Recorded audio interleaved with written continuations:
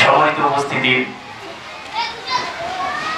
হযরত আয়েশা সিদ্দিকা রাদিয়াল্লাহু তাআলা আনহা বালিকা মাদ্রাসা এন্ড কিন্ডারগার্টেন নাসিরপুর এর দরসে বুখারী উপলক্ষে আয়োজিত আজকের এই চমৎকার মাহফিলে আগত সকল অতিথিবৃন্দ, সকল ধর্মপ্রাণ মুসলমান ভাইদেরকে আমি আর ব্যক্তিগত পক্ষ থেকে অনেক অনেক শুভেচ্ছা ও অভিনন্দন জানাচ্ছি। আমরা আজকের এই প্রোগ্রামে শুধুমাত্র কোরআনের ভালোবাসায়, হাদিসের ভালোবাসায় উপস্থিত হয়েছি। সুধীমণ্ডলী, আমাদের আজকের অনুষ্ঠানের সম্মানিত অতিথি, যার মুখের নিঃসৃত বাণী আমরা শোনার জন্য অধীর আগ্রহে অপেক্ষমান ছিলাম, আমাদের সকলের পরিচিত মুখ, বহু গ্রন্থ প্রণেতা, সিলেটের ঐতিহ্যবাহী দ্বীনি বিদ্যাপীঠ জামিয়া কাসিমুল উলুম দরগাহে হযরত শাহজালাল রহমতুল্লাহি আলাইহির সম্মানিত মুহতামিম, বাতিলের আতঙ্ক, আপনার আমার সকলের পরিচিত মুখ, প্রিয় নাম, প্রিয় ব্যক্তিত্ব হযরতুল আল্লাম হযরত মাওলানা সাহেব আবুল কালাম জাকারিয়া সাহেব হুজুর এ পর্যায়ে আপনাদের সামনে গুরুত্বপূর্ণ নসিহত পেশ করবেন, সেই সাথে দরসে বুখারী প্রদান করবেন। আমি হযরতকে গুরুত্বপূর্ণ নসিহত এবং দরসে বুখারী উদ্বোধন করার জন্য সবিনয়ে অনুরোধ করছি। আলহামদুলিল্লাহ, الحمد لوليه والصلاة والسلام على أهلهما. أما بعد فأعوذ بالله من الشيطان الرجيم. بسم الله الرحمن الرحيم. وأما بنعمة ربك فحدث.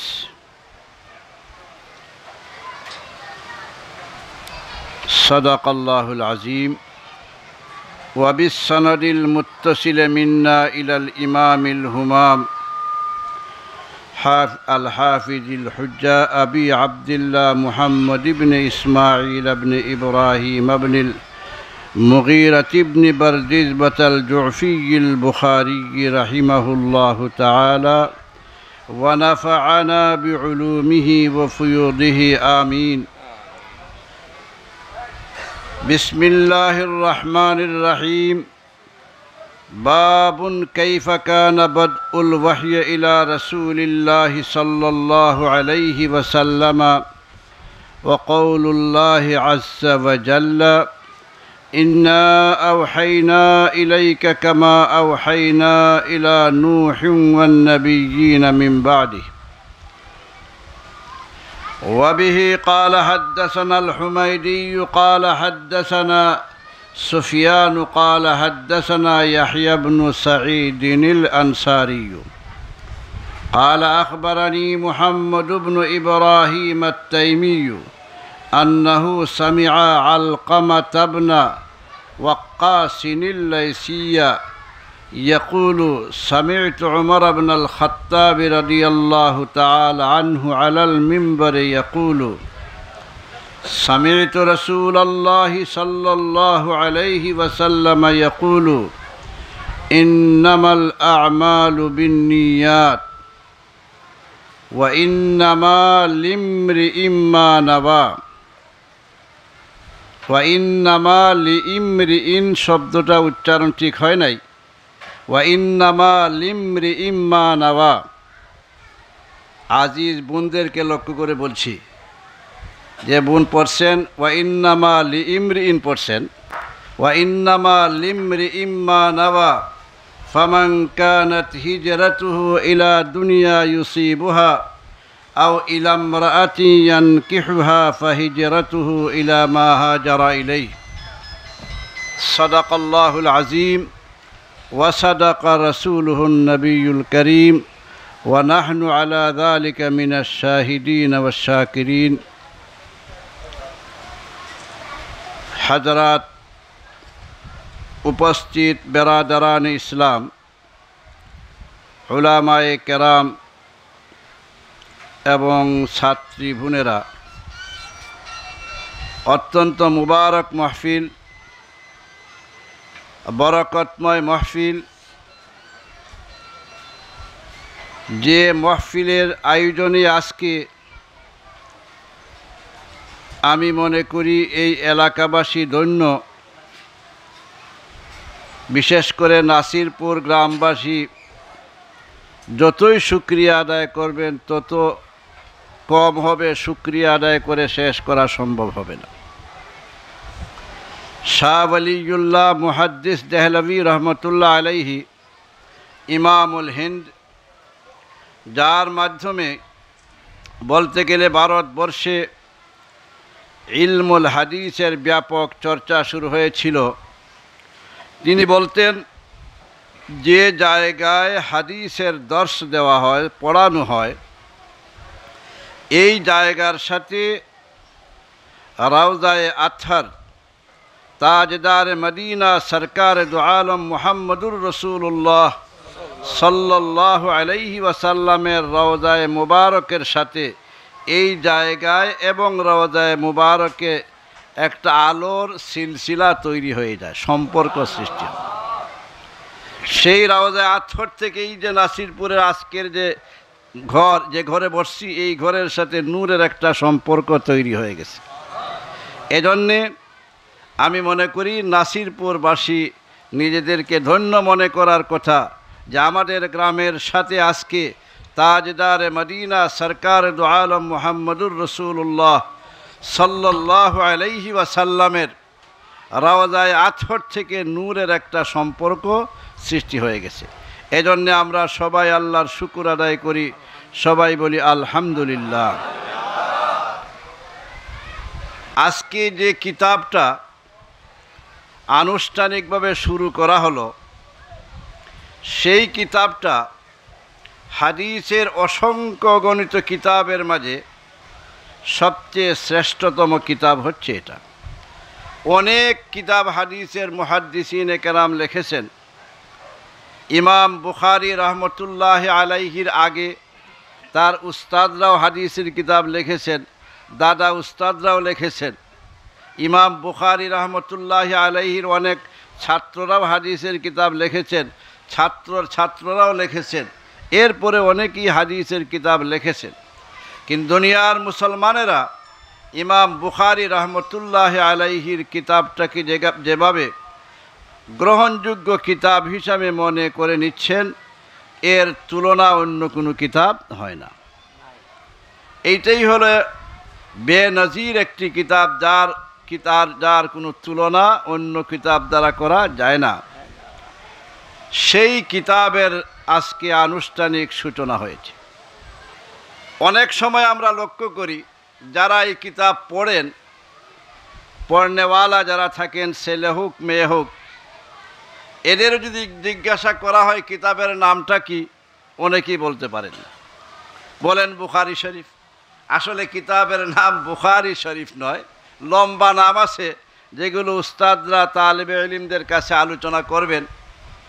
তবুও বরকতের উদ্দেশ্যে বলছি, যেহেতু আমরা সবাই বসেছি, এই কিতাবের লম্বা নাম আল জামিউস সহিহুল মুসনাদ আল মুখতাসর মিন উমুরে রাসূলিল্লাহি সাল্লাল্লাহু আলাইহি ওয়াসাল্লামা ওয়া সুনানিহি ওয়া আইয়ামিহি।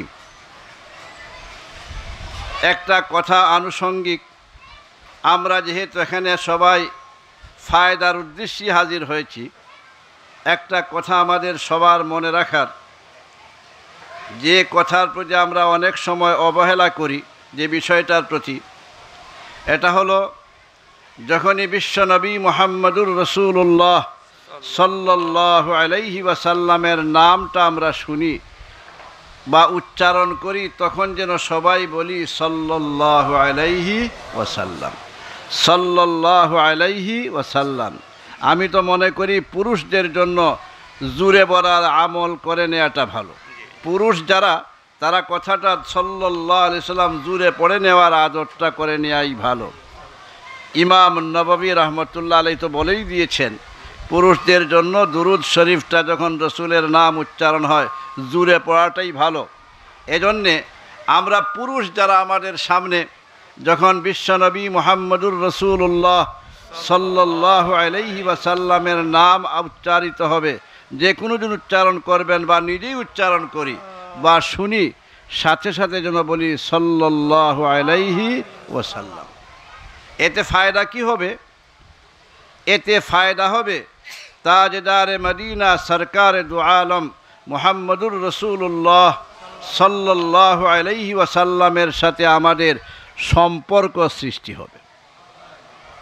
কি মনে করেন তাজদারে মদিনা সরকার দু আলম মুহাম্মদুর রসুল্লাহ সাল্লাল্লাহু আলাইহি ওয়াসাল্লামের সাথে সম্পর্ক যদি সৃষ্টি হয় তাহলে মুক্তির জন্য আর কোনো কিছুর প্রয়োজন হবে, নাজাতের জন্য আর কোনো কিছুর প্রয়োজন হবে না। দুরূদ শরীফের আমলটা এত মুবারক আমল।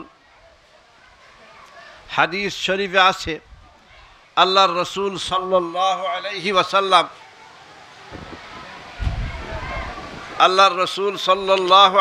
ওয়াসাল্লাম বলেন, ইন্না আউলান নাসি বি ইয়াউমাল কিয়ামা আকসারুহুম আলাইয়া সালাতান।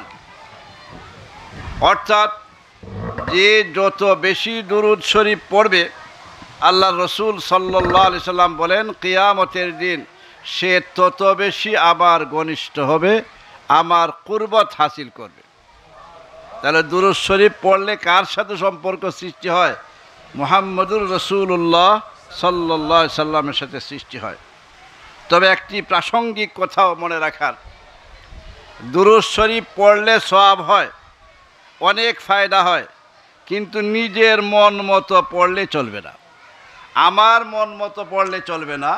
পড়তে হবে তাজদারে মদিনা সরকার দু আলম মুহাম্মদুর রসুল্লাহ সাল্লাল্লাহু আলাইহি ওয়াসাল্লামের বাতলানো তরিকা মোতাবিক, শিক্ষা দেওয়ার তরিকা মোতাবিক, তার আদর্শ মোতাবিক দুরূদ শরীফ পড়তে হবে। কথাটা এজন্য বলছি, আজকাল অনেকেই এমন সময় দুরূদ শরীফ পড়েন যে সময় দুরূদ শরীফ পড়ার কথা আল্লাহর রসুল সাল্লাল্লাহু আলাইহি সাল্লাম বলেন নাই, আল্লাহর রসুল দুরূদ পড়েনও নাই সেই সময়, বা সাহাবায়ে কেরামকে পড়ার কথা বলেন নাই। দুরূদ শরীফ পড়া অত্যন্ত সওয়াবের কাজ, তাই বলে নিজের মন গড়া তরিকায় দুরূদ পড়লে কাজ হবে না। আমি অনেক সময় বলি, একটা উদাহরণ দিয়ে থাকি, নামাজে দুরূদ শরীফ আমরা পড়ি কিনা? কোন বৈঠকে পড়ি? প্রথম বৈঠকে না শেষ বৈঠকে পড়ি? শেষ বৈঠকে পড়ি। এক ব্যক্তি ভাবতে লাগলো দুরূদ শরীফ পড়া অত্যন্ত সওয়াবের কাজ, আর আমরা নামাজে পড়িও, তাহলে শুধু শেষ বৈঠকে পড়ব কেন? ফরজ নামাজের প্রথম বৈঠকেও দুরূদ শরীফ পড়া শুরু করে দিল। অথবা সুন্নতে মুআক্কাদা নামাজের 4 রাকাতি সুন্নতে মুআক্কাদা নামাজের প্রথম বৈঠকে দুরূদ শরীফ পড়ল। কি মনে করেন সে ভুল করেছে না ঠিক করেছে? কেন ভুল করলো? সে তো দুরূদ শরীফই পড়লো। ভুল হলো কেন? ভুলটা হলো তুমি তোমার মন গড়া তরিকায় দুরূদ পড়া শুরু করে দিয়েছ। দুরূদটাও পড়তে হবে কার তরিকায়? তাজদারে মদিনা সরকার দু আলম মুহাম্মদুর রসুল্লাহ সাল্লাল্লাহু আলাইহি সাল্লামের তরিকা মোতাবিক, আদর্শ মোতাবিক।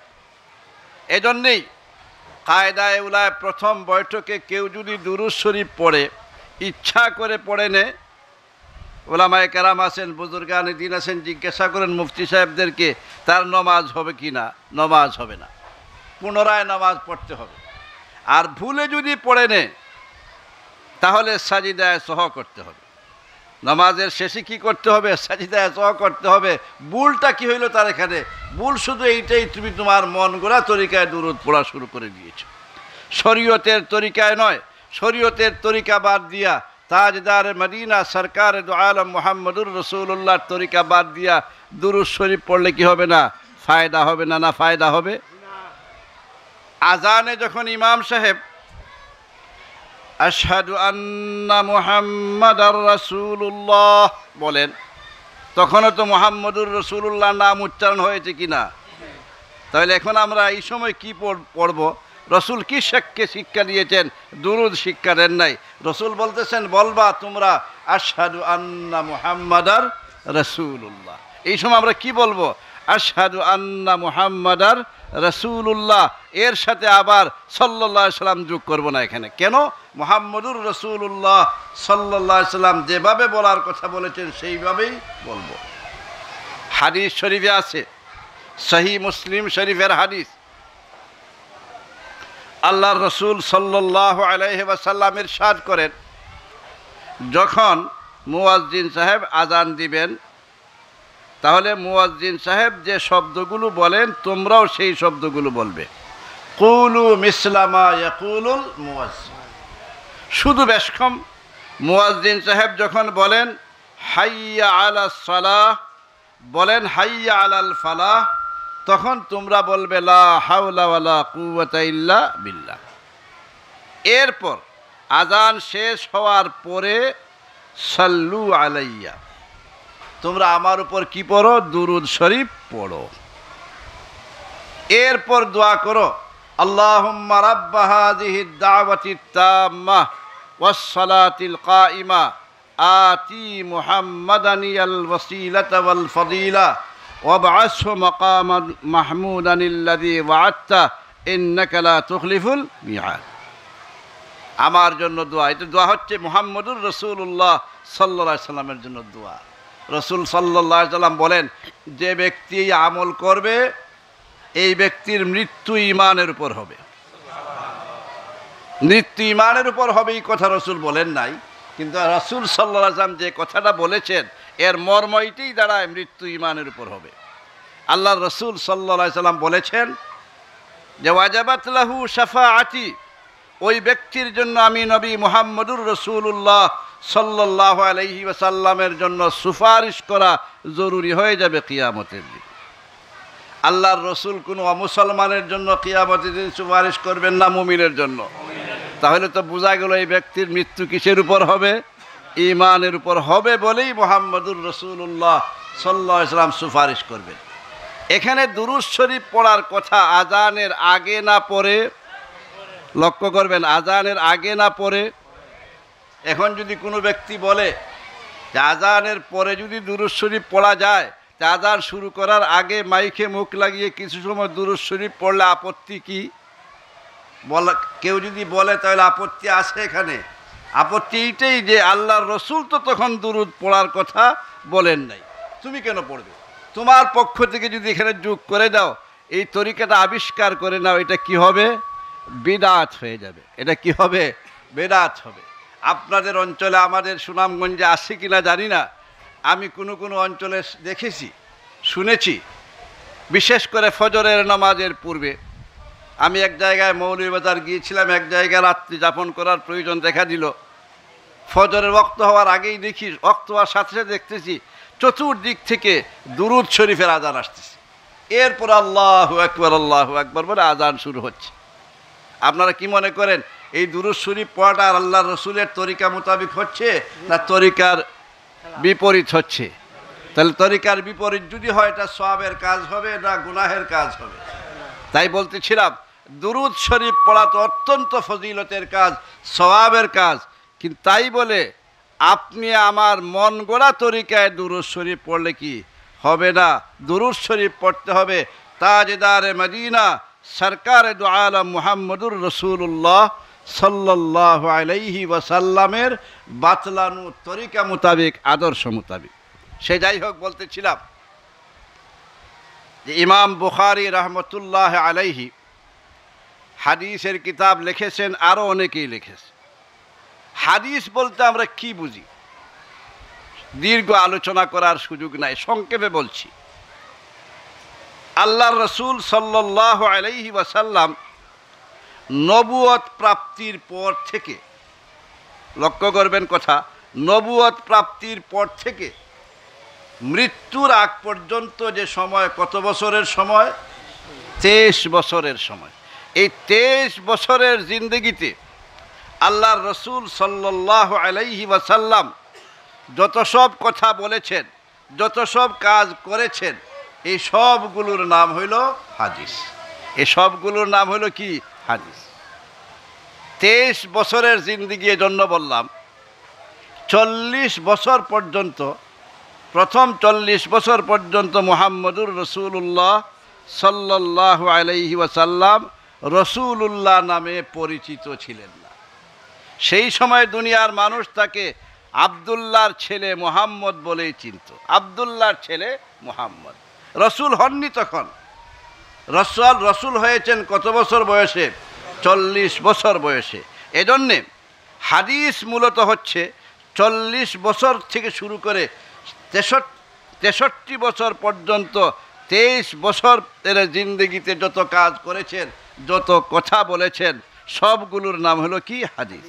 অনুরূপভাবে 40 বছরের বয়সে যদি কোনো কথা বলে থাকেন, পরবর্তীতে রসুল এটাকে অনুমোদন দিয়েছেন, পরবর্তীতে এটাকে সমর্থন দিয়েছেন, মনে করতে হবে এটাও কি? হাদিস।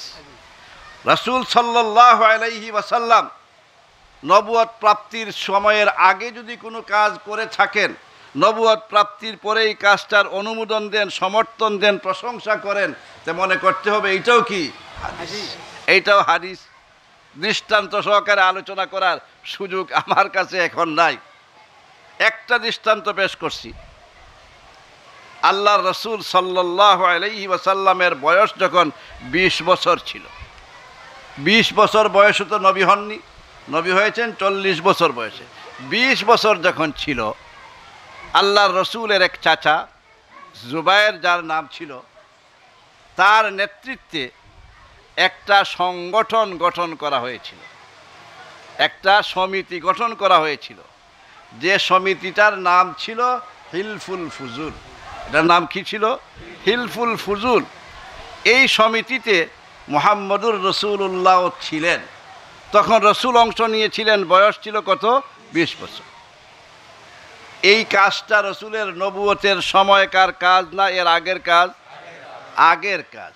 কিন্তু নবী হবার পর আল্লাহর রসুল একবার বলেছিলেন যে আজকেও যদি আমাকে ইবনে জাদআনের ঘরে যে অঙ্গীকার করা হয়েছিল, আজকেও যদি সেই অঙ্গীকারের জন্য আমাকে আহ্বান করা হয়, লাজাবতু, আমি সেই জন্য তৈরি আছি। অর্থাৎ আব্দুল্লাহ বিন জাদআন নামক ব্যক্তির ঘরে কয়েকজন মিলে একটা অঙ্গীকার করেছিলেন, যে অঙ্গীকারটার নাম ছিল হিলফুল ফুজুল। এই হিলফুল ফুজুলের আল্লাহ রসুল সাল্লাল্লাহু আলাইহি ওয়াসাল্লাম পরবর্তীতেও কী করেছেন? ভূয়সী প্রশংসা করেছিলেন। বোঝা গেল রসুলের সেই সময়ের কাজটা এখন আপনার আমার জন্য কি অনুকরণীয় একটা কাজ। কথাটা বোঝাতে পারছি কি না? এক কথায় আল্লাহর রসুল সাল্লাল্লাহু আলাইহি ওয়াসাল্লামের জিন্দেগির, নবুয়তকালীন জিন্দেগিতে যত সব কাজ করেছেন, বলেছেন, এর পূর্বের যেসব কাজের কথার সমর্থন দিয়েছেন, সবগুলোই কি? হাদিস। সবগুলোই হাদিস। এখানে আরেকটা কথা মনে রাখতে হবে, আল্লাহর রসুল সাল্লাল্লাহু আলাইহি ওয়াসাল্লাম যত কাজ করেছেন বা বলেছেন, এগুলো নিজের পক্ষ থেকে কিছুই বলেন নেই। সবগুলো কার পক্ষ থেকে? আল্লাহর পক্ষ থেকে। ওয়ামা ইয়ানতিকু আনিল হাওয়া ইন হুয়া ইল্লা ওয়াহয়ুন ইউহা। আল্লাহ পরিষ্কার বলে দিয়েছেন যে মুহাম্মদ মন গড়া কিছু বলেন না, যা বলেন আল্লাহর পক্ষ থেকে প্রাপ্ত হয়ে, ওহির মাধ্যমে প্রাপ্ত হয়ে কি করেন? বলেন। তাহলে বোঝা গেল কোরআন শরীফ সম্পর্কে তো আমরা সবাই জানি, এটা আল্লাহর পক্ষ থেকে ওহি, ওহির মাধ্যমে কোরআন রসুল পেয়েছেন, এটা আমরা সবাই কম বেশি জানি। হাদিসগুলোও বোঝা গেল আল্লাহর পক্ষ থেকে ওহির মাধ্যমেই মুহাম্মদুর রসুল্লাহ প্রাপ্ত হয়েছে। তাহলে মুহাম্মদুর রসুল্লাহ সাল্লাল্লাহু আলাইহি ওয়াসাল্লামের জুবানে মুবারক থেকে যত সব কথা বের হয়েছে, এইগুলো মূলত কার কথা? আল্লাহর কথা। মুহাম্মদুর রসুল্লাহ যেসব কাজ করে সমর্থন দিয়েছেন, এইগুলো মূলত কার সমর্থন প্রাপ্ত? আল্লাহরই সমর্থন প্রাপ্ত। বেশ কম শুধু এইটা হইল, কোরআনে কারীম সরাসরি মনে করি আল্লাহর পক্ষ থেকে মুহাম্মদুর রসুল্লাহর কাছে শব্দগুলো এসে গিয়েছে, কিন্তু হাদিসের শব্দগুলো হইল মুহাম্মদুর রসুল্লাহ সাল্লাল্লাহু আলাইহি সাল্লামের নিজের, কিন্তু মর্মগুলো কার? আল্লাহ। সেই হিসাবে একটা জিনিস বলতে, সেই হিসাবে হাদিসও আল্লাহর কথা, যেভাবে কোরআন কার কথা? আল্লাহর কথা। হাদিস কার কথা? আল্লাহর কথা। যদিও বের হয়েছে কার মুখ দ্বারা? আব্দুল্লাহর মুখ দ্বারা, অর্থাৎ আল্লাহর বান্দার মুখ দ্বারা, মুহাম্মদুর রসুল্লাহর মুখ থেকে বের হয়েছে, কিন্তু কথাগুলো কার? আল্লাহর। ইমাম বুখারী রহমতুল্লাহ আলাইহি এই কিতাব কিতাবে কিভাবে শুরু করেছেন, কি সব কথা বলেছেন, এই সব কথা বলছি। ইমাম বুখারী রহমতুল্লাহ আলাইহি কিতাবটা সর্বপ্রথম একটা আয়াত পেশ করেছেন, ইন্না আওহাইনা ইলাইকা কামা আওহাইনা ইলা নূহিন ওয়ান নাবিয়্যিনা মিন বাদি। এর আগে বলেছেন কিভাবে ওহী আল্লাহর রসুলের কাছে আওয়াজ শুরু হয়েছে, একটা শিরোনাম দিয়েছেন। ইমাম বুখারী রহমতুল্লাহ আলাইহি মূলত এর মাধ্যমে এই জিনিসটাই বোঝাতে চাইতেছেন, এর পরে যা কিছু আমি আলোচনা করব সবগুলো কার পক্ষ থেকে? আল্লাহর পক্ষ থেকে। এই জিনিসটাই বোঝাতে চাইতেছেন। এটা আমার শুধু মুহাম্মদুর রাসূলুল্লাহর কথা এটা মনে করবেন না, কথাগুলো কার? আল্লাহর। কারণ মুহাম্মদুর রাসূলুল্লাহ এই কথাগুলো পেয়েছেন কার কাছ থেকে? আল্লাহর কাছ থেকে। এই কথাটাই বুঝাইতেছেন, ইন্না আওহাইনা ইলাইকা কামা আওহাইনা ইলা নূহিন ওয়ান নাবিয়্যিনা মিন বাদি। ছাত্রীদের দিকে লক্ষ্য করে বলছি, একটু লক্ষ্য করো যে এখানে ইমাম বুখারী রহমতুল্লাহ আলাইহি প্রথম হাদিসে বলেছেন হাদ্দাসানাল হুমায়দিয়্যু। হুমায়দি ইমাম বুখারীর উস্তাদ। তারপর বলতেছেন হুমায়দি বলেছেন সুফিয়ান থেকে, সুফিয়ান আলোচনা করছেন ইয়াহইয়া ইবনে সাঈদ থেকে, ইয়াহইয়া ইবনে সাঈদ আলোচনা করছেন মুহাম্মদ ইবনে ইব্রাহিম তাইমি মুহাদ্দিস থেকে, তিনি আলোচনা করছেন আলকামা ইবনে ওয়াক্কাস রহমতুল্লাহ আলাইহি থেকে, তিনি আলোচনা করছেন উমর ইবনুল খাত্তাব রাদিয়াল্লাহু তাআলা আনহু থেকে, তিনি আলোচনা করছেন মুহাম্মদুর রাসূলুল্লাহ সাল্লাল্লাহু আলাইহি সাল্লাম থেকে। মুহাম্মদুর রাসূলুল্লাহ বলছেন ইন্নামাল আমালু বিন্নিয়াত। তাহলে ইমাম বুখারী রহমতুল্লাহ আলাইহি থেকে একটা সূত্র আলোচনা করলেন, সূত্রটার সমাপ্তি কোথায় হয়েছে? মুহাম্মদুর রাসূলুল্লাহ পর্যন্ত শেষ হয়ে গেছে। এর পরের সূত্র কিন্তু আলোচনা করেন নাই যে মুহাম্মদুর রাসূলুল্লাহ থেকে কিভাবে পাইলাম, মুহাম্মদুর রাসূলুল্লাহ কিভাবে এই কথাটা পাইলেন। পুরা কিতাব আপনারা পড়বেন, কোথাও ইমাম বুখারী আলোচনা করছেন না। শুরুতে বলে দিয়েছেন মুহাম্মদুর রাসূলুল্লাহ পেয়েছেন ইন্না আওহাইনা ইলাইকা কামা আওহাইনা ইলা নূহিন ওয়ান নাবিয়্যিনা মিন বাদি। অর্থাৎ মুহাম্মদুর রাসূলুল্লাহর নামে যদিও কথাগুলো আলোচনা আমি করছি, কিন্তু এই কথাগুলো কার কথা? আল্লাহর কথা। মুহাম্মদুর রাসূলুল্লাহর কাছে জিব্রাইলের মাধ্যমে মুহাম্মদুর রাসূলুল্লাহ জিব্রাইলের সূত্রে আর রব্বিল আলামিন মুহাম্মদুর কালা মুহাম্মদুর সাল্লাল্লাহু আলাইহি সাল্লাম আন জাবরাইলা আর রব্বিল আলামিন। সূত্রটা যেন এভাবে হইল, রব্বুল আলামিন থেকে আসতেছে আর রব্বুল আলামিন বলতেছেন ইন্নামাল আমালু বিন্নিয়াত। কথাটা মূলত কার কথা? আল্লাহর কথা। এর থেকে আমরা যে জিনিসটা বুঝতে পারলাম যে মুহাম্মদুর রাসূল আল্লাহ কোরআনে কারীম যেভাবে আল্লাহর কথা, অনুরূপভাবে হাদিসগুলো কার কথা? আল্লাহর কথা। তাহলে কোরআন যেভাবে মানতে হবে হাদিস মানতে হবে কিনা? আল্লাহর কথা মানতে হলে কার কথা মানতে হবে? রাসূলের কথা মানতে হবে কিনা? কথা আরেকটু পরিষ্কার করে বলি, আমাদের খালিককে, আমাদের কে সৃষ্টি করেছেন? আল্লাহ। ওয়ামা খালাকতুল জিন্না ওয়াল ইনসা ইল্লা লিয়াবুদুন। আল্লাহ বলতেছেন সৃষ্টি আমি করেছি, সুতরাং আনুগত্য কার করতে হবে? আমার করতে হবে। একমাত্র আনুগত্য কার হবে? আল্লাহর। ওয়ামা খালাকতুল জিন্না ওয়াল ইনসা ইল্লা লিয়াবুদুন। একমাত্র আমার ইবাদত, আমার ইবাদত বলতে আল্লাহর পূর্ণাঙ্গ আনুগত্য করতে হবে কার? আল্লাহ। তাহলে তো আমাদের কাজ আল্লাহর কথা মানা না রসুলের কথা মানা? কোরআন কি বলতেছে? আমাদের মূল কাজ হলো কার কথা মানা? আল্লাহর কথাই মানা।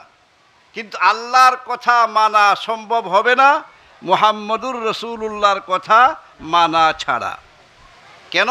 মুহাম্মদুর রাসূলুল্লাহর কথাগুলো কার কথা? আল্লাহরই কথা। তাহলে আল্লাহর কথা আসলে আমাদের মূল আনুগত্য কার? আনুগত্য করা কাজ আমাদের আল্লাহ।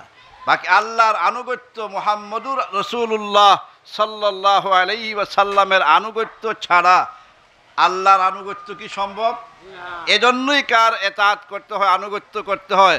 আল্লাহর করতে হয়। আল্লাহ বলতেছেন ওমাই ইউতিউর রাসূলা ফাকাদ আতা আল্লাহ। বলেন যে ব্যক্তি রসুলের আনুগত্য করলো, কার আনুগত্য করেছে? রসুলের মূলত না, মূলত করেছে কার? আল্লাহর। ওমাই ইউতিউর রাসূলা ফাকাদ আতা আল্লাহ। কিন্তু এখানে কিছু বিষয় আমাদের বোঝার আছে।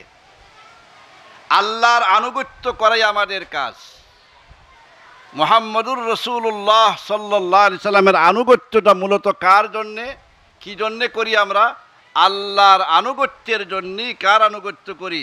মুহাম্মদুর রাসূলুল্লাহ সাল্লাল্লাহু আলাইহি সাল্লামের আনুগত্য করি। আল্লাহর আনুগত্য করার অর্থ হলো কোরআনের কথা মানা। সহজ অর্থে আল্লাহর আনুগত্য করার ব্যবস্থা কি? কোরআন কথা, কোরআনের কথা মানা। কোরআন কার কথা? না আমার কথা, আল্লাহর কথা। আল্লাহ আপনার আমার মতো জ্ঞানী না মহাজ্ঞানী? আল্লাহর জ্ঞানের কোনো সীমা আছে? তাহলে আল্লাহর কথার মর্ম কি হতে পারে? এটা কি সহজে বোঝা সম্ভব? সহজে বোঝা কি সম্ভব? দুনিয়াতেই সাধারণ মানুষের কথা এর কোনো অর্থ থাকে না, সে একটা অর্থই হয়। কোনো পণ্ডিত ব্যক্তি কোনো কথা যদি বলে, এর অর্থটা কি? এক একজন এক এক অর্থ করে, এক একজন এক এক ব্যাখ্যা দিয়ে থাকেন। এজন্যে মহাগ্রন্থ যেহেতু আল্লাহর কালাম, আল্লাহর কালামের কি মর্ম এটা বিজ্ঞজনেরা বোঝার চেষ্টা করেছেন, করতে যে এক একজন এক এক কথা বলেছেন। অনেক সময় অনেকেই বলেছেন, একজন এক অর্থ করেছেন, অন্যজন অন্য অর্থ করেছেন। এটার অবশ্যই এখানে কি আছে? সুযোগ আছে, যেহেতু কথাটা কার? আল্লাহর। এবার আমি জিজ্ঞাসা করি, আল্লাহর কোনো কথার একাধিক অর্থ যদি হয়, কথাটা আল্লাহর, কিন্তু একটা অর্থ না, দুইটা তিনটা অর্থ যদি হয়ে যায়, সব অর্থ কি গ্রহণ করা যাবে না একটা করতে হবে? একটা করবেন কিভাবে? একটা করার কি ব্যবস্থা আছে? যেমন মনে করুন, একটি উদাহরণ পেশ করি। কোরআন শরীফে আল্লাহ তাআলা বলতেছেন ওয়াল মুতাল্লাকাতু ইয়াতারাব্বাসনা বিআনফুসিহিন্না সালাসাতা কুরুইন। কোনো এক স্বামী যদি তার স্ত্রীকে তালাক দিয়া দেয়, এই স্ত্রী অন্য স্বামী যদি গ্রহণ করতে হয়, আপনারা কি মনে করেন সাথে সাথে স্বামী গ্রহণ করতে পারবে না কিছুদিন অপেক্ষা করতে হবে? এই যে অপেক্ষাকালীন সময়টাকে বলা হয় ইদ্দত। কি বলা হয়? ইদ্দত। আমরাও বলি ইদ্দত। এই আয়াতে একটা বিধান আলোচনা করা হয়েছে, তালাকপ্রাপ্তা মহিলা অপেক্ষা করবে। কতদিন অপেক্ষা করবে এই সম্পর্কে কোরআনে যে শব্দটা বলা হয়েছে, এইটার একটা অর্থ নয়, দুইটা অর্থ হতে পারে। শব্দটা বলা হয়েছে সালাসাতা কুরুইন। কি বলা হয়েছে? সালাসাতা কুরুইন। সালাসা শব্দের অর্থ তিন। সালাসা শব্দের অর্থ তিন। আরব দেশে যারা গেছেন তারা জানেন তালাতা তালাতা তালাতা তালাতা শব্দ অনেকেই ব্যবহার করে। তালাতা মানে কি? সালাসা। ও সালাসার বিকৃত রূপ হইল কি? তালাতা। সালাসাতা কুরুইন, সালাসা অর্থ তিন। কুরুন শব্দ ব্যবহার করেছেন আল্লাহ তাআলা। এই শব্দটা এমন একটা শব্দ, এই শব্দটার দুইটা অর্থ হইতে পারে। শব্দটার কয়টা অর্থ? দুইটা অর্থ। একটা অর্থ হইল মহিলাদের মাসিক ঋতুস্রাব। ঋতুস্রাব তো বুঝেন, যেটাকে সহজ ভাষায় বলতে গেলে হায়েস। মহিলাদের কি? হায়েস। এই একটা অর্থ। এই অর্থ যদি নেওয়া হয় তাহলে আয়াতের মর্ম দাঁড়াবে তালাকপ্রাপ্তা মহিলা অপেক্ষা করবে কতদিন? তিনটা ঋতুস্রাব। কয়দিন? তিনটি মাসিক ঋতুস্রাব অতিক্রান্ত হবার পর অন্য স্বামী গ্রহণ করতে পারে। এই অর্থ। আরেকটা অর্থ হইল না, ঋতুস্রাব নয়, বরং 2 মাসে সাধারণত 2 বার ঋতুস্রাব হয়, সাধারণত হয়। আর এই 2 ঋতুস্রাবের মধ্যবর্তী যে সময়টা, মাঝখানের যে সময়টা, যে সময়টাকে কি বলা হয়? তুহুর বলা হয়। কোরআনের ভাষায়, শরীয়তের ভাষায় বলা হয় তুহুর, আমাদের ভাষায় হলো ফাঁককালে, পবিত্রতার সময়, যে সময় বেমার আজার নাই, মাসিক নাই, ওই সময়টা। তাহলে এই অর্থ যদি না হয় তা আয়াতের কী মর্ম দাঁড়ায়, বিধানের অর্থ কি হয়? কতদিন অপেক্ষা করবে? 3টা মাসিক ঋতুস্রাব না 3টা পবিত্রতার সময়? 3টা পবিত্রতার সময়। কি হইল এখন? আয়াতের 2টা অর্থ দাঁড়িয়ে গেছে। এই আয়াতের উপর আমল করতে হবে কি না? একসাথে 2 অর্থ নেওয়া যাবে? কি মনে করেন 2 অর্থের উপর আমল করা কি সম্ভব? যদি 2 অর্থের উপর আমল করতে হয় তাহলে বলতে হবে একটা মহিলা 3টা ঋতুস্রাব অতিক্রম করবে, 3টা তুহুরকালীন সময় অতিক্রম করে কত মাস যে যাবে। এখানে আসলে কতদিন যে যাবে তা না, তার কোনো নিশ্চিত করে বলা যাচ্ছে না। এই ধরনের কোনো আয়াত যদি আসে, এই ধরনের কোনো হাদিস যদি আসে, আর আয়াতের সুস্পষ্ট ব্যাখ্যাটাও কোনো হাদিসে পাওয়া যাচ্ছে না, শুধু বিজ্ঞজনের সিদ্ধান্তের উপরে নির্ভর করে, তাহলে এখানে আল্লাহর কথা মানার কি ব্যবস্থা? দেখতে হবে হাদিসের কোনো ব্যাখ্যা আছে কিনা। যদি হাদিসের কোনো ব্যাখ্যা না থাকে তাহলে কিভাবে মানব?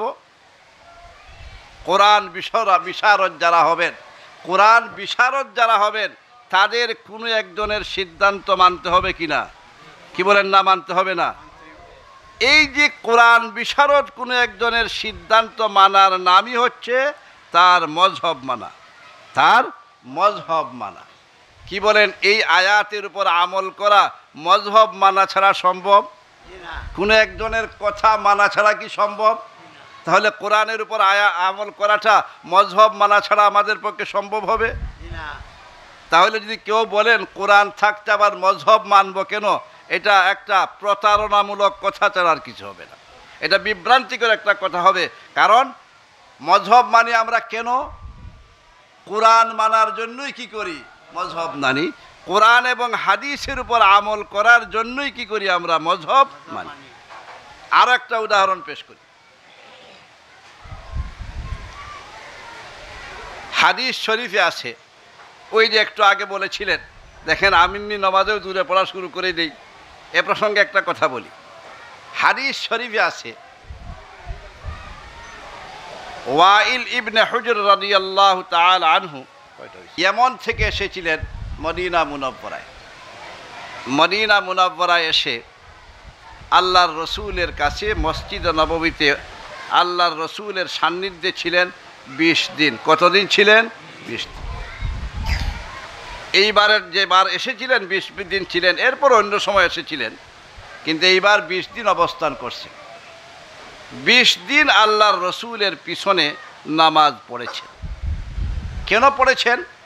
আল্লাহর রসুল সাল্লাল্লাহু আলাইহি সাল্লামের নামাজকে দেখে তিনি কি করবেন? নামাজ শিখবেন। লক্ষ্য করুন, তাহলে নামাজ দেখে দেখে শিকার জিনিস না হাদিস পড়ে পড়ে নামাজ শিকার জিনিস? দেখে দেখে শিকার জিনিস। অপরজনকে দেখে দেখেই নামাজ শিকার জিনিস। ওয়াইল ইবনে হুজর রাদিয়াল্লাহু তাআলা আনহু আল্লাহর রসুলের কোনো হাদিসের মাধ্যমে যে রসুল বলেছেন এভাবে করে এভাবে করে এভাবে করে না, আল্লাহর রসুল কিভাবে নামাজ পড়তেছেন তা দেখছেন, দেখে দেখেই নামাজ শিখছেন। আমরাও নামাজ শিখি কিভাবে? দেখে দেখেই শিখি। ছোটো ছোটো বাচ্চারা কাদেরে দেখে? বড়দেরকে দেখে। বড়রা কিভাবে নামাজ পড়ছেন, হুজুর কিভাবে নামাজ পড়ছেন, দেখে দেখেই নামাজ শিখে। ওয়াইল ইবনে হুজর রাদিয়াল্লাহু তাআলা আনহু 20 দিন অবস্থান করছে। আল্লাহর রসুলের নামাজ তিনি প্রত্যক্ষ করছেন, দেখছেন, দেখে দেখে নামাজ শিখেছেন। তিনি নামাজের বিবরণ দিয়েছেন। আল্লাহর রসুল সাল্লাল্লাহু আলাইহি সাল্লাম কীভাবে নামাজ পড়তেন ওয়াইল ইবনে হুজর থেকে বিভিন্ন বিবরণ পাওয়া যায় হাদিসের কিতাবে। তিনি বলেন আল্লাহর রসুল সাল্লাল্লাহু আলাইহি ওয়াসাল্লাম গায়রিল মাগদুবি আলাইহিম ওয়ালাদ-দাল্লিন বলার পর আমিন বলেছেন, এবং আমিন বলেছেন, এবং এক বিবরণে পাওয়া যায় আমিন জুরে বলেছেন, আরেক বিবরণে পাওয়া যায় আমিন আস্তে বলেছেন। কার থেকে বিবরণ? ওয়াইল ইবনে হুজর। আমি জিজ্ঞাসা করি, ওয়াইল ইবনে হুজরের যে বিবরণ 2টা, বাহ্যিক দৃষ্টিতে বিবরণ 2টা সাংঘর্ষিক কিনা, একটা আর একটার উল্টা কিনা। একটা হলো জুড়ে বলেছেন, আর একটা হলো আস্তে বলেছেন। এবার এই যে সংঘর্ষ সৃষ্টি হলো আল্লাহর রসুল সাল্লাল্লাহু আলাইহি ওয়াসাল্লামের আমলের মাঝে, আমলেই তো সংঘর্ষ, এই সংঘর্ষ দূর করতে হবে কিনা? কি বলেন না? সংঘর্ষ রাখতে হবে, সংঘর্ষের সমাধান দিতে হবে কিনা? কে দিবেন সমাধান? আমি দিব না আমার চেয়ে যোগ্য কোনো মানুষ দিবেন? কি মনে করেন কোনটা নিরাপদ? আমি সমাধান দেওয়াটা নিরাপদ না আমার চেয়ে যোগ্য মানুষ সমাধান দেওয়া নিরাপদ? এই যে যোগ্য মানুষের সমাধান এখানে গ্রহণ করব, এরই অর্থ হবে তার মজহব আমি গ্রহণ করব। তাহলে এই দুই হাদিসের সংঘর্ষের নিরসন দিতে গিয়ে যার কথাটাকে আমি গ্রহণ করলাম, আমি তার মজহব কি করলাম? মানলাম। কেন মানলাম মজহব? হাদিস বাদ দেওয়ার জন্য না হাদিসের উপর আমল করার জন্য? তাহলে মজহব মানি আমরা কি জন্যে? কোরআন হাদিসের উপর আমল করার জন্যে মানি না কোরআন হাদিস বাদ দিয়ে কোনো কিছু করি? কোরআন হাদিস বাদ দিয়ে আমরা কিছু করি না, বরং কোরআন হাদিসের উপর সহিভাবে আমল করার জন্যেই কি করি? আমরা মজহব মানি। মুহাম্মদুর রাসূলুল্লাহ সাল্লাল্লাহু আলাইহি সাল্লামের কথা মানার জন্যে, আল্লাহর কথা মানার জন্যে যদি মুহাম্মদুর রাসূলুল্লাহর কথা মানতেই হয়, তাহলে আল্লাহ এবং রসুলের কথার উপর আমল করতে হলে যোগ্য মানুষের কথা মানার প্রয়োজন হলে মানতে হবে কিনা? তাহলে না মানলে কোরআন হাদিসের উপর আমল করা যাবে? তাহলে তো কোরআন হাদিসের উপর আমল করার স্বার্থেই আমাদেরকে কার কথা মানতে হচ্ছে? ইমাম আবু হানিফা রহমতুল্লাহ আলাইহির কথা মানতে হয়েছে। কোরআন হাদিসের উপর আমল করার জন্যেই কেউ মানছেন কার কথা? ইমাম শাফিঈ রহমতুল্লাহ আলাইহির কথা, কেউ মানছেন ইমাম মালিক রহমতুল্লাহ আলাইহির কথা, কেউ মানছেন ইমাম আহমদ ইবনে হাম্বল রহমতুল্লাহ আলাইহির কথা। তাহলে যোগ্য ব্যক্তি যারা ছিলেন, যাদেরকে পরিভাষায় মুজতাহিদ বলা হয়, কি বলা হয়? মুজতাহিদ। তাহলে মুজতাহিদের কথা যদি আমরা গ্রহণ করি, কোরআন হাদিস বাদ দিয়া গ্রহণ করলাম না কোরআন হাদিসের ব্যাখ্যা হিসাবে গ্রহণ করলাম? তাহলে কোরআন হাদিস মানার স্বার্থেই কোরআনের ব্যাখ্যা হিসাবেই আমাদেরকে কি করতে হবে? হাদিসের ব্যাখ্যা হিসাবেই আমাদেরকে মজহব মানতে হবে। তাহলে যদি বলা হয় কোরআন এবং হাদিস থাকতে মজহব মানব কেন, এই কথাটা সঠিক কথা না, একটা বিভ্রান্তিকর কথা। একটা বিভ্রান্তিকর কথা মনে হয় যেন, তাদের কথায় মনে হয় যেন কোরআন হাদিস এক জিনিস, মজহব এর বিপরীত কোনো জিনিস, মজহবের বিপরীত কোনো জিনিস না কোরআন হাদিসের ব্যাখ্যা। সুতরাং মজহব কোরআন হাদিসের উপর আমল করতে হলে আমাদেরকে অবশ্যই কি করতে হবে? মজহব মানতে হবে। এই হাদিসের কিতাবগুলো যারা সংকলন করেছেন এরা মুহাদ্দিসিন ছিলেন। এরা কি? মুহাদ্দিস। আমি অনেক সময় বলি, কথা সময় কম, সংক্ষেপে বলবো। অনেক সময় বলি, একটা হাদিসের ব্যাখ্যায় বলি, হাদিসে আছে আল্লাহর রসুল সাল্লাল্লাহু আলাইহি ওয়াসাল্লাম বলেন, আমি যত সব কথা বলেছি, আমি যত সব কথা হেদায়েতের কথা বলি, এইগুলো যারা গ্রহণ করে, যাদের কাছে বলি এরা 3 ভাগে বিভক্ত। যাদের কাছে বলি এরা কয় ভাগে বিভক্ত? 3 ভাগে।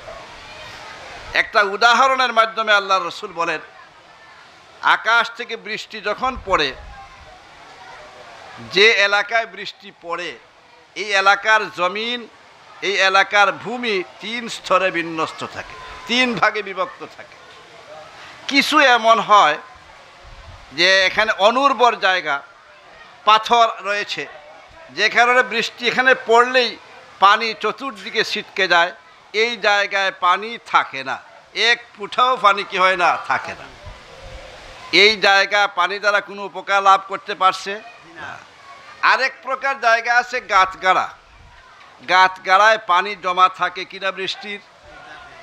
আরেক প্রকার জায়গা আছে যেটা উর্বর জায়গা, যেখানে পানি যখন পড়ে এই মাটিটা তার ভিতরে পানি ঢুকিয়ে নেয়, পানিটাকে জজবা করে নিয়ে, এরপরে এই জায়গা থেকে বিভিন্ন ধরনের ফল উৎপন্ন হয় কিনা? হয়। আল্লাহর রসুল সাল্লাল্লাহু আলাইহি সাল্লাম বলেন, আমি যেসব কথা বলি একদল মানুষ তো আছে এর দ্বারা কোনো উপকারী তাদের হচ্ছে না, আর দুই দল মানুষ উপকৃত হচ্ছে। একদল মানুষ আমার কথাগুলোকে তারা সংরক্ষণ করে রাখছে, ফলে এই কথাগুলোর দ্বারা নিজেরাও কমবেশি উপকৃত হচ্ছেন, অন্য মানুষেরাও কি হচ্ছে উপকৃত হয়। পানি যদি এখানে জমা হয় তাহলে এই পানি নিয়ে অন্যরা কী করে সেচ করতে পারে, খাবারের জন্য ব্যবস্থা করতে পারে, পানির জন্য পানীয় হিসাবে ব্যবহার করে। আরেক প্রকার যারা পানিটা গ্রহণ করেছে, অর্থাৎ আমার কথাগুলো গ্রহণ করে নিজের ভিতরে ঢুকিয়ে নিয়েছে, আর ভিতরে নিয়ে ঢুকিয়ে নেওয়ার ফলে এরা এই শব্দগুলো যদিও আমাদের কাছে বলছে না, এরা এই শব্দগুলোর উৎপন্ন ফল আমাদের সামনে কি করছেন, প্রকাশ করছে। মুজতাহিদিন যারা ছিলেন এদের কাজ এইটাই ছিল। মুজতাহিদিন হাজরাত আল্লাহর রসুলের আহাদিসগুলো তাদের ভিতরে ঢুকিয়ে নিয়েছিলেন। এরপরে এই আহাদিসে গবেষণা করে আপনারা আমার সামনে অনেক মাসআলা মাসাইল কি করেছেন, আলোচনা করেছেন। আমি জিজ্ঞাসা করি, মুজতাহিদিন হাজরাত হাদিসের খেদমত করেছেন না হাদিসকে বাদ দিয়েছেন? খেদমতই করেছেন তারা, বরং এরা যে খেদমতটা করেছেন মুহাদ্দিসিনরা সেই খেদমত করতে পারেন নাই। মুহাদ্দিসিনরা শুধু শব্দগুলো কি করেছেন, সংরক্ষণ করে রেখেছেন, আর এর থেকে ফল উৎপাদন করতে পারেননি। অনেক মুহাদ্দিস যারা মুজতাহিদ ছিলেন তারা করেছেন, কিন্তু মুজতাহিদিন হাজরাত আপনার আমার সামনে হাদিসগুলোকে নিজের ভিতরে সংরক্ষণ করে হাদিস থেকে ফল আপনার আমার সামনে পেশ করে দিয়েছেন, অর্থাৎ মাসআলা মাসাইল আলোচনা করেছেন। ইমাম আবু হানিফা রহমতুল্লাহি আলাইহি তার জীবদ্দশায় প্রায় 12,000-এর উপর মাসআলা আহাদিস থেকে সংগ্রহ করে আপনার আমার সামনে কি করেছেন, পেশ করেছিলেন। তাহলে মুহাদ্দিসিন হাজরাত যেভাবে হাদিসের খেদমত করেন, ফুকাহায়ে কেরাম কি হাদিসের খেদমত করেন না অন্য কোনো খেদমত করেছেন? এরাও কার খেদমত করেছেন? কোরআন হাদিসেরই খেদমত করেছেন, যেভাবে মুহাদ্দিসিন হাজরাত খেদমত করেছেন। কারো খেদমতকে ছোট করে দেখাটা ঠিক হবে না। ইমাম বুখারী রহমতুল্লাহ আলাইহি হাদিসের খিদমত করেছেন ঠিক, আলফাজে হাদিস এর সংরক্ষণের ক্ষেত্রে এমন খিদমত করেছেন যার কোনো নজির নাই, কিন্তু তাই বলে ইমাম আবু হানিফা রহমতুল্লাহ আলাইহির চেয়ে বড় খেদমত করেছেন এমনটা মনে করা ঠিক হবে না। ইমাম আবু হানিফা রহমতুল্লাহ আলাইহি হাদিসের খেদমত করে হাদিসগুলো তার ভিতরে ঢুকিয়ে নিয়েছিলেন। এর মাধ্যমে তিনি হাদিস আমার সামনে না বললেও হাদিসের ফলগুলো, সামারাতগুলো আপনার আমার সামনে পেশ করে দিয়েছেন। এজন্যে খেদমতে করার দিক দিয়ে যদি আমরা বিবেচনা করি, ইমাম আবু হানিফার চেয়ে বড় খেদমত ইমাম বুখারী রহমতুল্লাহ আলাইহি করেননি। আমার উদ্দেশ্য আল ইয়াযু বিল্লাহ ইমাম বুখারীর মর্যাদার ক্ষুণ্ণ করা নয়। অবশ্যই ইমাম বুখারী অত্যন্ত মর্যাদাশীল ছিলেন, যার তুলনাই হয় না। কিন্তু ভুল বুঝাবুঝি অনেকে করছেন, ইমাম আবু হানিফা নাকি এর চেয়ে কম বুঝেছিলেন। আল ইয়াযু বিল্লাহ ইমাম আবু হানিফা রহমতুল্লাহ আলাইহি এর চেয়ে অনেক বেশি বুঝেছেন। ইমাম আবু হানিফা ইমাম বুখারী রহমতুল্লাহ আলাইহির দাদা উস্তাদ ছিলেন। ইমাম বুখারী রহমতুল্লাহ আলাইহি তার কিতাবে অনেক হাদিস নকল করেছেন এমন সব উস্তাদদের কাছ থেকে যারা ইমাম আবু হানিফার শাগির্দ ছিলেন। তাহলে ইমাম আবু হানিফা কি হবেন? দাদা উস্তাদ হবে। তো ইমাম আবু হানিফা রহমতুল্লাহ আলাইহির মান মর্যাদা একদল মানুষ ক্ষুণ্ণ করতে চাচ্ছেন। এজন্যই কথাগুলো আমি কি করলাম, বললাম। আলোচনার সার সংক্ষেপ, ইমাম বুখারী রহমতুল্লাহ আলাইহি যে খিদমত করেছেন, উম্মতের জন্য বেনজির খেদমত করে গেছেন, অনুরূপভাবে ইমাম আবু হানিফা, ইমাম শাফিঈ, ইমাম মালিক প্রমুখ মুজতাহিদ হাজরাত ও এভাবে এমন খিদমত করে গেছেন যার কোনো নজির দুনিয়াতে নাই। ইমাম বুখারী রহমতুল্লাহ আলাইহি নাম আপনারা লক্ষ্য করেছেন, ইমাম বুখারীর নাম ছিল মুহাম্মদ। এমনিতে বলি ইমাম বুখারীর নাম কিন্তু কি ছিল? মুহাম্মদ ইবনু ইসমাইল ইবনি ইব্রাহিম। এই তিনজন পর্যন্ত তিন নবীর নাম মুহাম্মদ, ইসমাইল, ইব্রাহিম। ইমাম বুখারী রহমতুল্লাহ আলাইহি বুখারা নামক জায়গায় তার জন্ম হয়েছিল। বুখারা একটা জায়গা, দিরাই যেভাবে একটা জায়গা, সাকিতপুর একটা জায়গা, সাকিতপুরি বলা হয়। সাকিতপুর হলে কি বলা হয়? সাকিতপুরি হুজুর। কেন? সাকিতপুর তার জন্ম। চণ্ডীপুর একটা জায়গা, চণ্ডীপুরি হুজুর। এর মানে কি? চণ্ডীপুর তার জন্ম হয়েছে জন্মস্থান। ইমাম বুখারী রহমতুল্লাহ আলাইহির জন্মস্থানও বুখারাত হয়েছিল বলেই তাকে বলা হয় কি বুখারী। বুখারাত এলাকাটা বর্তমান দুনিয়ার, বর্তমান বিশ্ব মানচিত্রের উজবেকিস্তান নামক একটা দেশ আছে। উজবেকিস্তান একটা মুসলমান দেশ, নামে মুসলমান দেশ। এই উজবেকিস্তান অঞ্চলে দেশে বুখারা জায়গাটা অবস্থিত, যেখানে ইমাম বুখারী রহমতুল্লাহ আলাইহির কি হয়েছিল, জন্ম হয়েছে। সেজন্য ইমাম বুখারীকে বলা হয় কি ইমাম বুখারী। মূলত তার নাম হচ্ছে মুহাম্মদ ইবনু ইসমাঈল ইবনে ইব্রাহিম আল বুখারী রাহিমাহুল্লাহু তাআলা। আল্লাহ পাক রব্বুল আলামিন এই মুবারক মাহফিল অনেক কিছু বলার আছে, কিন্তু বলার সুযোগ নাই, সময় নাই। এজন্য এখানেই আমি শেষ করতে যাচ্ছি। আমরা যারা হাজির হয়েছি, এই মুবারক মাহফিল অংশগ্রহণ করেছি, আমি তো মনে করি আমরা যারা বুখারী শরীফ নিয়মিত পড়ার সুযোগ আমাদের হয় নাই, অনেকেই তো এখানে আসি আমরা, আজকে বুখারী শরীফের কিতাবের ছাত্র হয়ে গেছি আমরা সবাই। কিতাবের একটা হাদিস পড়ে আজকে বুখারী শরীফের মতো কিতাবের ছাত্র হওয়ার সৌভাগ্য আল্লাহ তাআলা আমাদের দান করেছে। এটাকে বিরাট কম সৌভাগ্য মনে করেন? বিরাট সৌভাগ্য। আমরা যদি বলি কিয়ামতের দিন, হে রব্বুল আলামিন আপনি আমাকে শাস্তি দিবেন কেন, আমি তো বুখারী শরীফের কিতাবের ছাত্র। যে বুখারী শরীফকে আপনি বলেছেন আল্লাহর রসুল বলেছেন তার কিতাব, বুখারী শরীফকে রসুল বলেছেন আমার কিতাব, সেই কিতাবের ছাত্র আমি এমনিতে হয়েছিলাম, মহব্বতেই তো হয়েছি, আজকে আমাকে শাস্তি দিবেন কেন? আল্লাহ বলবেন যাও তোমাকে মাফ করে দিই, আল্লাহ তোমাকে মাফ করে দিই। এভাবেই কিন্তু মাফির কি হবে, ব্যবস্থা হবে। আজকে যে আমরা এখানে অংশগ্রহণ করেছি, আমি মনে করি বিরাট সৌভাগ্যের ব্যাপার। আল্লাহ তাআলা আমাদের আশা বসাকে কবুল করুক, এই মাদ্রাসাকেও আল্লাহ তাআলা কবুল করুক। এই যে মাদ্রাসার উসিলায় আমরা এখানে আজকে আসার বসার সুযোগ পেলাম, মাদ্রাসা ওয়ালাদেরও তো শুকরিয়া আদায় করা দরকার। তারা যে আমাদেরকে এখানে আসার বসার সুযোগ করে দিলেন, এজন্যে মাদ্রাসা ওয়ালাদের আমরা কি করি, শুকরিয়া আদায় করি, তাদের কৃতজ্ঞতা প্রকাশ করি, দোয়া করি যেন তা আল্লাহ তাআলা তাদেরকে ইখলাস ও নিষ্ঠার সাথে, এখলাসের সাথে কাজ করার জন্য আল্লাহ তাআলা তৌফিক। সবচেয়ে বড় জিনিস ছিল এখলাস। যত বড় কাজই আমি করি, এখলাস যদি থাকে না, আল্লাহকে রাজি খুশি করা একমাত্র উদ্দেশ্য যদি থাকে না, দুনিয়ার প্রশংসা কুড়ানো যদি উদ্দেশ্য হয়ে যায়, যত বড় কাজই করি সেই কাজ আল্লাহর কাছে কবুল হবে না, গ্রহণযোগ্য হবে না। আমল আল্লাহর কাছে গ্রহণযোগ্য হওয়ার পূর্ব শর্ত হলো ইখলাস। ইখলাসের সাথে আমাদেরকে সব কাজ যেন আল্লাহ তাআলা করার তৌফিক দান করেন। এই বলে আমি আমার আলোচনা এখানে সমাপ্ত করলাম। আলহামদুলিল্লাহিল্লাযী হাদানা লিহাযা ওয়া মা কুন্না লিনাহতাদিয়া লাউলা আন হাদানাল্লাহ। আল্লাহুম্মা সাল্লি আলা মুহাম্মাদ ওয়া আলা আলি মুহাম্মাদ কামা সাল্লাইতা আলা ইব্রাহিম ওয়া আলা আলি ইব্রাহিম ইন্নাকা হামিদুম মাজিদ।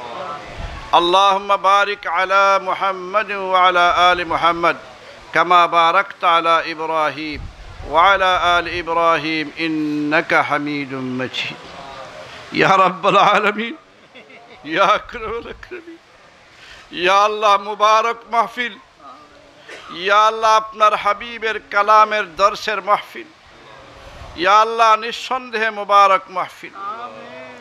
ইয়া আল্লাহ এই মুবারক মাহফিলে আপনার শাহী দরবারে আমরা হাত উঠালাম। ইয়া আল্লাহ আমরা আমাদের জীবনের সমস্ত গুনাহ খাতা থেকে খালিস অন্তরে তওবা করলাম। ইয়া রাব্বাল আলামিন, ইয়া আল্লাহ আমাদের মাফ করুন, আমাদের মুর্দেগানকে মাফ করুন। ইয়া আল্লাহ আমাদের মা বাবাকে মাফ করুন। রব্বির হামহুমা কামা রাব্বায়ানি সগীরা। ইয়া রাব্বাল আলামিন, ইয়া রাব্বাল আলামিন, ইয়া আল্লাহ এই প্রতিষ্ঠানটাকে আপনি কবুল করে নেন। ইয়া রাব্বাল আলামিন, ইয়া আল্লাহ এই প্রতিষ্ঠানের সাথে যারা জড়িত আছেন, যে যেভাবেই জড়িত আছেন, ইয়া আল্লাহ তাদের খিদমতকে আপনি কবুল করুন। ইয়া রাব্বাল আলামিন এই এলাকার মুসলমানদেরকে ইয়া আল্লাহ এই মাদ্রাসার সাথে, প্রতিষ্ঠানের সাথে আন্তরিক সম্পর্ক তৈরি করে দিন। ইয়া রাব্বাল আলামিন আন্তরিক সম্পর্ক তৈরির মাধ্যমে যেন তারা তাদের মেয়েদেরকে, তাদের বোনদেরকে, তাদের বাতিজিদেরকে, ইয়া আল্লাহ ভাগিনীদেরকে ইয়া আল্লাহ এই প্রতিষ্ঠানে পড়ানোর জন্য দিতে দেওয়ার মন মানসিকতা তৈরি হয়, এই ব্যবস্থা আপনি করে দিন ইয়া রাব্বাল আলামিন। ইয়া আকরামাল আকরামিন, ইয়া রাব্বাল আলামিন আমরা যারা হাত উঠিয়েছি কার অন্তরে কি বাসনা আছে আপনি জানেন। বুখারী শরীফের দর্শের নাম শুনেই আল্লাহ আমরা অনেকেই অনেক উদ্দেশ্য নিয়ে দোয়ায় হাত উঠিয়েছি। আল্লাহ কার অন্তরে কি উদ্দেশ্য আছে আপনি জানেন। আল্লাহ আমাদের সকলের জায়েজ উদ্দেশ্যগুলো পুরা করে দিন, সকলের জায়েজ মাকাসিদ পুরা করে দিন ইয়া রাব্বাল আলামিন, ইয়া আকরামাল আকরামিন, ইয়া আরহামার রাহিমিন। ইয়া আল্লাহ আমরা কে কোন ঘাটে আটকা পড়ে আছি আপনি জানেন। ইয়া আল্লাহ কে কোন মুশকিলে আছি আপনি জানেন। ইয়া আল্লাহ আমাদেরকে উদ্ধার করুন, ইয়া আল্লাহ আমাদের মুশকিলকে আসান করে দিন। ইয়া কাদিয়াল হাজাত ইকদি হাজাতিনা, ইয়া কাদিয়াল হাজাত ইকদি হাজাতিনা, ইয়া কাদিয়াল হাজাত ইকদি হাজাতিনা। ইয়া রাব্বাল আলামিন আমাদের মুর্দেগানকে মাফ করুন। ইয়া আল্লাহ এলাকার সকল মুমিন মুর্দেগানকে মাফ করে দিন। ইয়া রাব্বাল আলামিন আমাদের মা বাবা দাদা দাদি নানা নানি আত্মীয় স্বজন অনেকেই কবরবাসী। ইয়া আল্লাহ তাদের কবরগুলোকে বেহেশতের বাগান বানিয়ে দিন। ইয়া আল্লাহ আমাদের আসাতেজায়ে কেরাম মুরব্বিয়ান মাশায়েখে এযাম অনেকেই দুনিয়া থেকে চলে গেছেন। ইয়া আল্লাহ তাদের দারাজাতকে বুলন্দ করুন। ইয়া আল্লাহ যারা এখনো দুনিয়াতে আছেন ইয়া আল্লাহ তাদেরকে সিহ্হাত আফিয়তের সাথে রেখে হায়াতে তাইয়্যিবা তাবিলা মুবারাকা দান করুন ইয়া রাব্বাল আলামিন, ইয়া আকরামাল আকরামিন। আমাদেরকে নেক বানান, আমাদের আওলাদদের নেক বানান, পাক্কা নামাজি দিনদার বানান। ইয়া আল্লাহ আমাদের আওলাদদের পাক্কা নামাজি দিনদার বানান ইয়া রাব। ইয়া আল্লাহ আমরা যেন কিয়ামতের দিন আওলাদদের কারণে ইয়া আল্লাহ আদালতের আপনার কাঠগড়ায় দাঁড়িয়ে লাজবাব না হয়ে যাই ইয়া রাব্বাল। ইয়া আল্লাহ আমাদেরকে নেক বানান, আমাদের আওলাদদের নেক বানান ইয়া রাব্বাল আলামিন। ইয়া আকরামাল আকরামিন আলাইকা তাওয়াক্কালনা ওয়া ইলাইকা আনাবনা ওয়া ইলাইকাল মাসির, আলাইকা তাওয়াক্কালনা ওয়া ইলাইকা আনাবনা ওয়া ইলাইকাল মাসির। আল্লাহুম্মা আলাইকা তাওয়াক্কালনা ওয়া ইলাইকা আনাবনা ওয়া ইলাইকাল মাসির। ইয়া রাব্বাল আলামিন, ইয়া আরহামার রাহিমিন, মনজুলুম বিকা কুল্লু হাজা ফাকদি হাজাতিনা ওয়া হাজাতি মান আওসানা বিদ্দুআ। ইয়া রাব্বাল আলামিন আমাদের আত্মীয় স্বজন বন্ধু বান্ধব খেসা কারিব অনেকেই বিদেশ বাড়িতে আছেন। ইয়া আল্লাহ তাদেরকে সিহ্হত আফিয়তের সাথে রেখে বেশি বেশি করে হালাল রুজি রোজগারের তৌফিক দান করুন, বেশি বেশি করে হালাল রুজি রোজগারের তৌফিক দান করুন। ঈমান ও আমলের হেফাজত করে ইয়া রাব্বাল আলামিন ইয়া আল্লাহ তাদেরকে হালাল রুজির ব্যবস্থা করে দিন ইয়া রাব্বাল আলামিন। يا أكرم الأكرمين اللهم انصر الإسلام والمسلمين واخذل الكفرة والمبتدعة والمشركين اللهم شتت شملهم اللهم مزق جمعهم اللهم دمر ديارهم اللهم فل حدهم اللهم أنزل بهم باسك الذي لا ترده عن القوم المجرمين يا أكرم الأكرمين يا أرحم الراحمين اللهم احفظ بلادنا بنغلاديش اللهم احفظ بلادنا بنغلاديش اللهم احفظ مملكتنا بنغلاديش من الشرور والفتن ومن الاستعرابات ومن المؤامرات الداخلية والخارجية يا رب العالمين اللهم اجعل لنا من يرحمنا اللهم اجعل لنا من يرحمنا ولا تسلط علينا من لا يرحمنا ربنا تقبل منا إنك أنت السميع العليم وتب علينا إنك أنت التواب الرحيم وصلى الله تعالى على خير خلقه محمد وآله وصحبه أجمعين آمين برحمتك يا رب.